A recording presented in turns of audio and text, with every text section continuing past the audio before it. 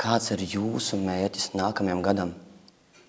Es ļoti labprāt gribētu, lai mazliet mazinātos tā savstarpējā neusticība, kas starp citu nav tikai neusticība, ko bieži mēdz teikt starp varu un tautu vai varu un sabiedrību. Patiesībā sakot, ir ļoti daudz kaut kur arī savstarpējas neusticības. Nezinu, kāpēc.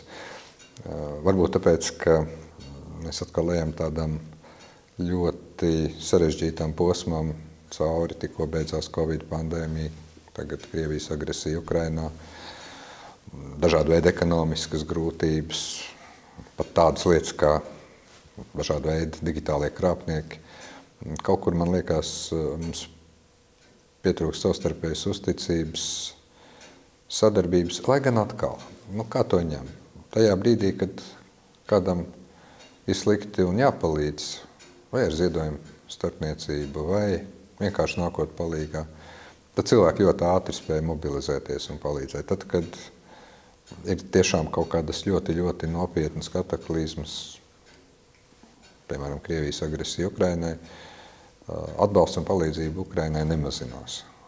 Protams, ka tas pārveidojās, transformējās, bet joprojām tas ir daudz cilvēku dienas kārtībā. Bet kopumā tā savstarpējā neusticība, tā kaut kāda plaisa, varbūt arī digitālā laikmeta radīta, varbūt citiem iemeslu dēļ, tā mums kopīgi būtu, ja ne gluži jāpārvar, tad jāsamazina.